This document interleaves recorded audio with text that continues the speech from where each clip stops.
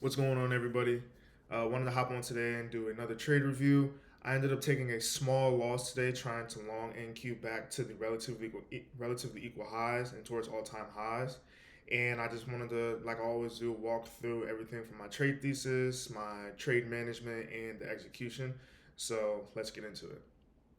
So yesterday we had the kind of like this consolidation, but intraday run up towards all time highs. But we left these relatively equal highs right here. We can see that we have a high right here, and then a high right here from the overnight session at during the London session and Asia session.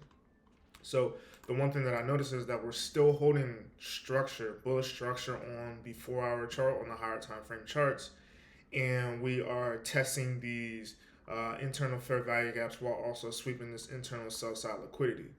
But if I run through what I was looking at in the before the 9:30 open, this candle was not printed below this internal sell side liquidity right here. And if I think we're gonna go higher, I first want to see a move on internal sell side liquidity before we go higher towards buy side liquidity. So if we drop down to a 15-minute chart, 1 second.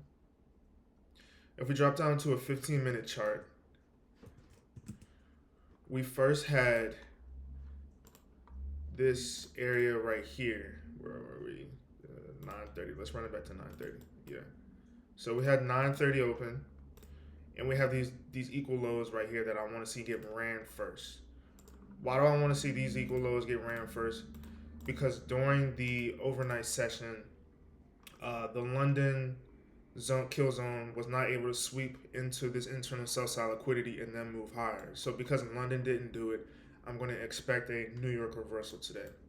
So and that entails running below sell side and then going to move higher towards buy side. So something like this. Okay, and you can see that we have all these stacked lows. There's low resistance liquidity right here. These relatively equal highs that seem like a good target for today. So at market open, we immediately get the drop lower.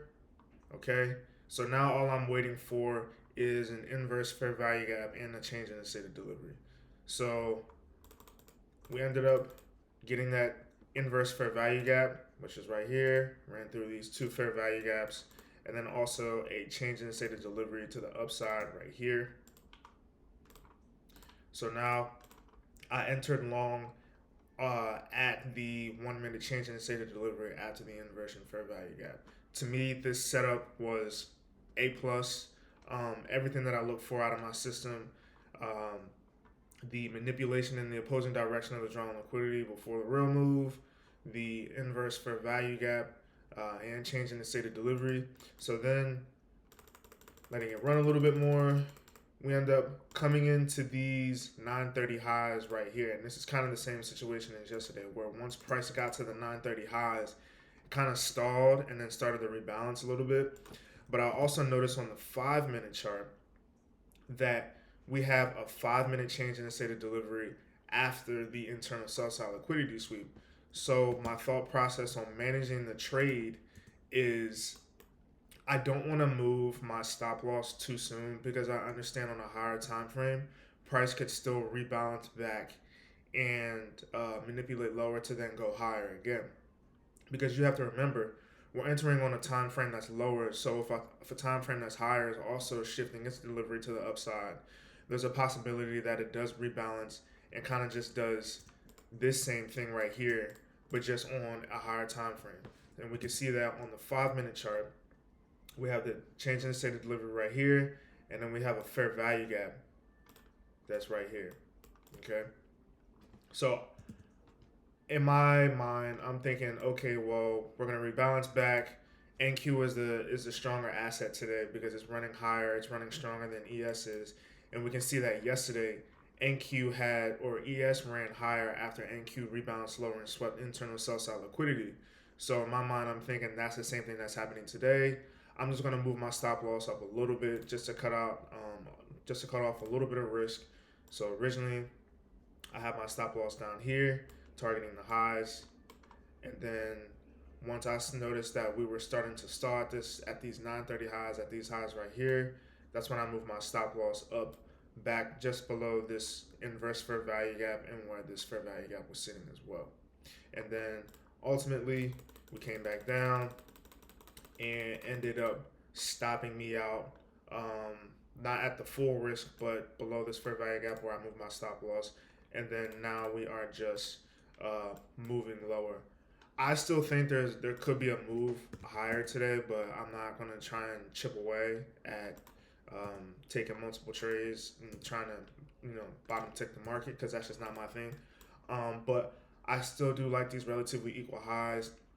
It is Wednesday, so we could be seeing a kind of like a weekly profile where Wednesday makes the low of the week. And I was just early on the trade, but overall, this is a system that I look for every single day. So the only thing left for me to do once the confirmations are presented is to take the trade with confidence. I could have taken my stop loss, or I could have exited the trade up here and taken my win for the day. But I understand that in the long run, allowing my winners to run to their full target is what's going to help me as a trader. So that's just what I'm going to continue to do.